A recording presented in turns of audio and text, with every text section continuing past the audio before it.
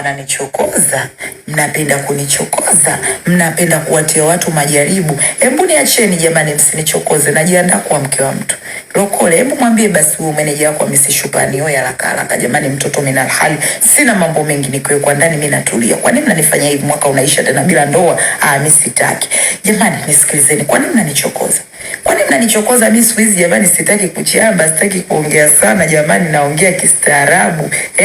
Haya jamani, baada ya mimi kulisifia lile jambo, nikasema jambo limeenda, limekuwa tamu, limekuwa lele tumelipenda.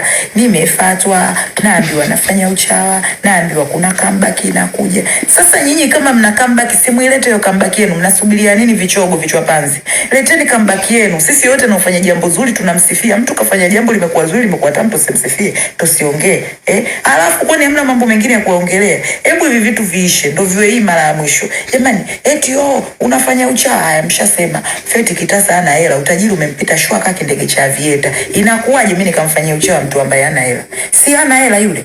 Mimi nataka matajiri ndio niwafanyie uchawa. Mimi siwezi kufanyia uchawa watu ambao wana hela. Nyinyi mmesema wenyewe hana hela. Mmeona mbokuwa mna akili timamu. Mkiwa mnaongea msiongee mkamaliza. Haya, wenyewe ndio mnarudisha saa hizi mnamsema unamfanyia uchawa Gift, unamfanyia uchawa Feti.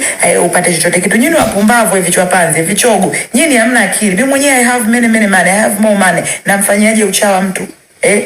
Licha hivyo sawa, pesa haitoshi sawa, basi na uchawa na ufanya uchawa kweli kwa faida. Nyie naomba nini? Njooni basi na nyinyi wafanyie uchawa. Mimi yoyote atakayekaa vizuri akinikalia vizuri mimi nafanya uchawa. Sinataka hela. Sinataka hela. Nafanya uchawa. Kwani uchawa shilingi ngapi? Si bure. Sawa basi ndo tufanye nishamfanyia uchawa. Mimi nimependa jambo limeenda vizuri. Fatuma ni wa kwangu, ndugu yangu, somo yangu, ndio maana jambo nimelipokea. Nikasema jambo hili tamu, jambo nikalisifia kwa kiwango kinachotaka kusifiwa. Jamani, chuki zisizokuwa na sababu chanzo chake roho mbaya na uchawi. Vichwa panzi, tulizeni vichogo venu. Tulizeni vichogo venu, fanyeni mambo yenu, angalieni mambo yenu. Kwanza hii habari ya kukaa kila saa mnaongelea kitu kimoja vinachosha babu. Hebu tuacheni watu tufanye mambo yetu mengine. Tushamaliza jambo limeisha, tufanyeni vitu vyetu vingine. Mmezidi bwana, msinichokoze bwana. Msinichokoze.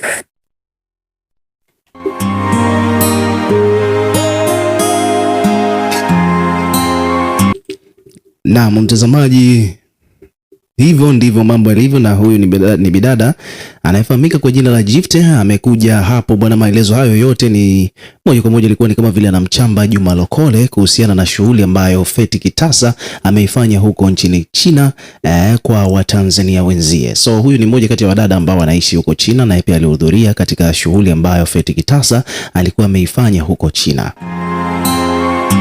Sasa Juma Lokole akawa anamuita huyu dada kwamba Gift ni chawa, na Gift ndo akaamua kumjibu Juma Lokole hivyo kuhusiana na ile shutuma ambayo aliitoa akidai kwamba huyu yeye ni chawa wa Feti Kitasa. So ukiwa kama mdau, weka maoni yako na pia subscribe kwa ajili ya kupata update zaidi.